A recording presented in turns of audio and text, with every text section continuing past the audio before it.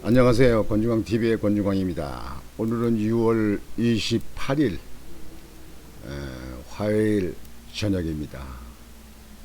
화요일 오후 방송을 시작하겠습니다.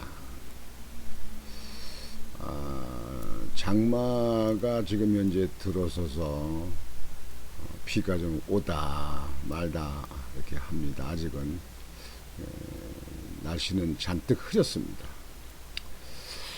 요즘에 먼저 방송해드린 대로 조윤아 양의 가족, 어머니, 아버지, 그리고 완전히 오리무중이에요. 섬을 다 완돌 뒤져도 없고 바다도 찾아보고 그러는데 아직은 오리무중입니다. 아주 전국의 국민들이 윤하양 때문에 돌아와라 윤하양 꼭 아무 있길 바란다 이렇게 많이들 얘기를 하십니다. 글쎄 아무 일 없이 다시 우리 국민 앞으로 나타났으면 참 좋으련만 아주 안타까운 일입니다. 오늘은 6월 28일입니다. 6월 28일. 여러분들 6월 25일 엊그저께 유교사변이 일어났잖아요. 6월 28일 날은 벌써 서울에 북계군이 들어왔습니다. 근데 그쪽에 그 김포 전투사령부라고 통진에 있으면서 임진강 쪽으로 건너오는 그 북계들을 이제 막는 이제 최서부 전선이죠. 그 사람들의 관계된 그리고 한강 철교 폭파 철교를 이제 끊잖아요. 그래서 많은 희생자가 나왔었는데요. 오늘 28일 돼서 그때 6.25 때 28일에 있었던 사안을 보도해 드리겠습니다. 적의 진공을 늦추기 위한 교량 폭파는 한강 교량입니다. 전쟁 중 흔히 볼 수 있는 통상적인 작전이다. 그럼에도 1950년 6월 28일 새벽 2시 30분에 있었던 한강교 인도교 철교 폭파는 당시는 물론 현재까지도 두고두고 비판의 대상이 되고 있다.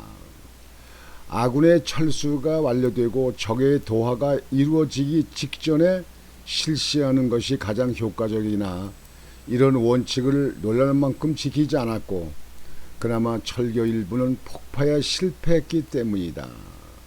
한마디로 너무 성급했다. 그러니까 이 지휘관이라는 사람들이 이제 그게 문제예요.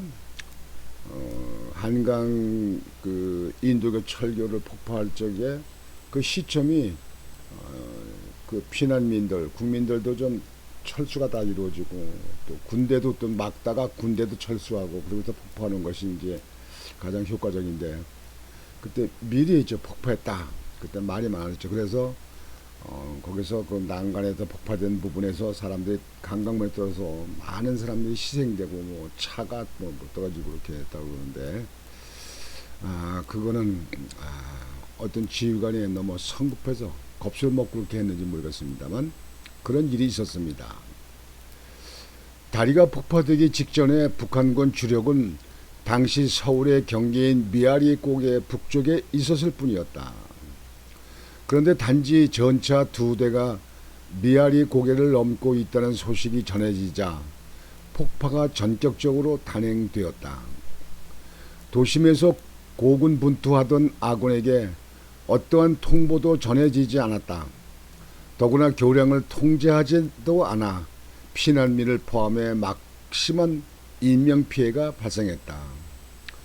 이후 관련 재판에서 책임 소재가 명백히 밝혀지지 않았을 만큼 어이없는 참사였다. 그런데 그날 저녁 서울을 점령한 북한군은 놀랍게도 추격을 멈추고 도심에서 3일간 머물렀다. 전쟁 초기에 승기를 잡았으면 추격을 계속해 결정타를 날리는 것이 상식이라는 점을 생각한다면 북한군의 이런 행동은 쉽게 이해가 가지 않는 모습이다. 덕분에 한강 이부에 고립된 국군 중 일부가 강을 건너 후퇴할 수 있었다. 당사자인 북한이 지금까지 이유를 밝힌 바가 없어서 이 3일의 시간은 현재도 미스터리로 취급되고 있다. 3일간 서울에 머물면서 뒷조사 남쪽으로 한강을 건너서 쫓아오질 않았어요. 그래서 많은 사람들이 구제되고 군인들도 그새에 한강을 도강해서 남쪽으로 내려가게 됐었죠. 하여튼 북한군의 어떤 생각이었는지 하늘이 도왔는지 하여튼 그땐 천만 다행이었습니다. 달이 한강교는 너무 일찍 폭파했고 북한군은 서울에서 3일간 있으면서 뒷조차 추격하지 않아서 그래서 다행히 많은 국민들을 구할 수가 있었다. 그렇습니다. 당연히 많은 이유가 거론된다. 그 중에는 비록 과정은 문제가 많았지만 꽤 오랫동안 한강교를 파괴한 덕분이라는 의견도 있었다. 하지만 이런 주장은 3일간의 지체를 설명하는 근거로 더 이상 사용되지 않는다. 일단 앞서 언급한 것처럼 3개의 철교 중 2개는 폭파에 실패한 상황이었다. 이들 철교는 6월 30일 미군의 폭격으로 끊어졌으므로 서울을 점령한 북한군이 원하면 공격 통로로 즉시 사용할 수 있었다. 뒷조차하면 됐었죠. 하지만 더 큰 이유는 따로 있다. 북한군이 이미 한강을 건너와 있었기 때문이었다. 아군이 서울 방어에 매몰되어 있던 6월 27일에 북한군 제6사단이 개풍군에서 도하, 장비와 나룻배 등을 이용해 한강 하구를 건넌 후 김포 반도를 거쳐 경인가도로 남하하던 중이었다. 만일 이들이 조기에 영등포를 점령한다면 미군이 도착할 때까지 공산군의 남진을 저지시키려던 아군의 계획은 물거품이 될 만한 위기의 상황이었다. 이처럼 생각지도 못한 적이 등 뒤에 나타나자 육군본부는 김포지구 전투사령부를 방어전에 투입했다.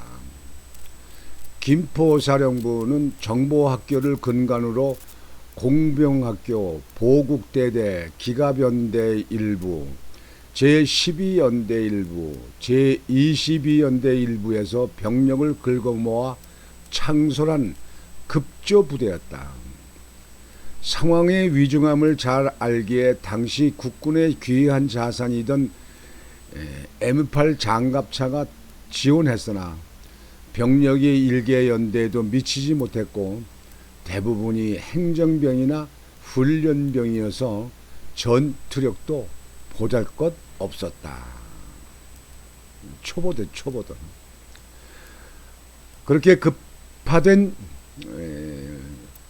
김포 사령부는 곧바로 통진으로 달려가 방어전에 나섰으나 압도적인 북한군에게 밀렸다. 결국 6월 28일 김포면을 피탈당하자 사령부를 소사읍, 지금 현재 부천시 신곡동이요, 소사읍으로 이전하고 개화산 일대, 개화산 여러분 아시죠? 김포강 옆에 있는 그 한강 쪽에 있는 개화산 일대의 방어선을 구축했다.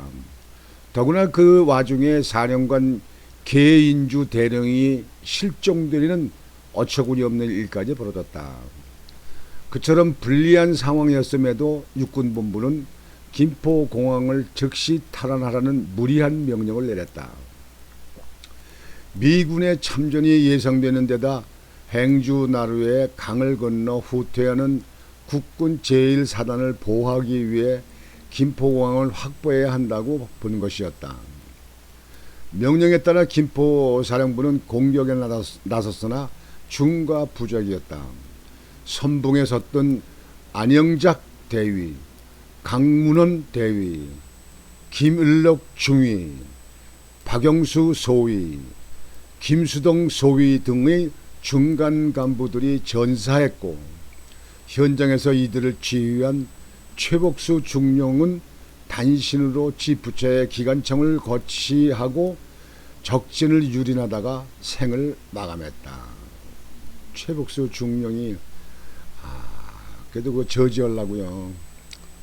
기관총을 들고 적진으로 들어가서 싸우다가 전사를 했죠. 작전이 실패하자 임시 사령관을 맡아 김포 사령부를 지휘하던 우병옥 중령은 공항이 내려다 보이는 원미산 중택에서 자결했다. 참 군인 정신이 이래요. 원미산이 부천에 여러분들 원미산이 있죠. 원미공원인가 지금도 되어 있던데요. 그럼에도 김포사는 북한군 제6사단의 남진을 7월 3일까지 저지하며 영등포와 경인가도를 방어하는 괴력을 펼친 후 다음날 해체되었고 잔여 병력은 시흥 전투사령부에 흡수되었다. 이처럼 활동기간이 짧았고 인상적인 전술적 승리도 없는 데다 전통을 승계한 부대도 없기에 김포사령부의 분전은 많이 알려지지 않았다. 사실상 김포사령부가 혁혁한 공을 세운 겁니다. 북괴들을 막는 바람에 적은이 내놓는 걸 막는 바람에 서울 한강을 건너는 군인들 병들하고 서울 시민들이 많이 한강을 건너서 남쪽으로 피난갈 수 있었기 때문입니다. 그러나 제일 먼저 한강을 넘어온 북한군을 일주일 가까이 잡아놓은 의의는 상당했다. 퇴로가 차단되어 포위될 수 있었던 아군 주력이 경부 가도로 후퇴할 시간을 얻은 것이었다. 6.25 전쟁 발발 당시에 춘천에서 국군 제6사단이 북한군 제2군단을 막아낸 승전보는 북한의 초기 전쟁 전략을 무너뜨린 쾌거로 많이 알려져 있다. 김포 사령부의 분투도 결코 이에 못지 않았다. 그들의 잊힌 노고가 좀 더 조명되어야 할 필요가 있다고 생각된다.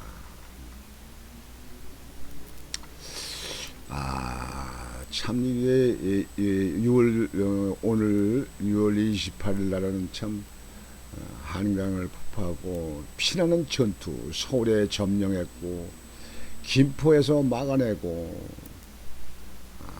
또 개화산 김포공항에 있는 쪽에서 그냥 막아내고 원미산에서 막아내고 부천이요.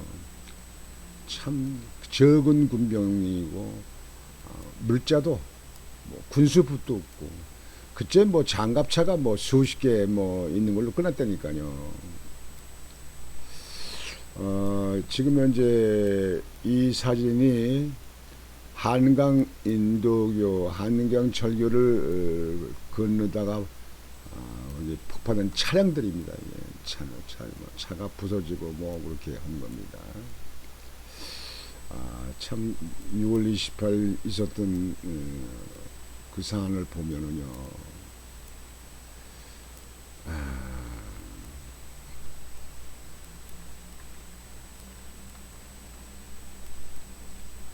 지금 이 사진이 지금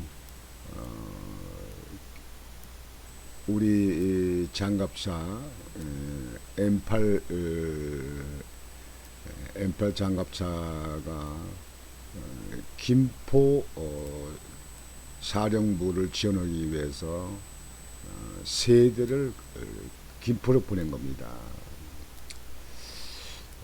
그러니까 이런 그 차를 우리가 그때 가지고 있는 게 28대였답니다. 28대에서 총 재원이 스물여덟 대에서 석대를 김포 전투사령부로 보냈다는 거죠. 석대 가지고.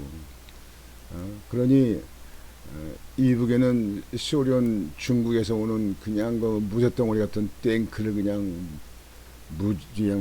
무지하게 끌고 내려와서 이렇게 하고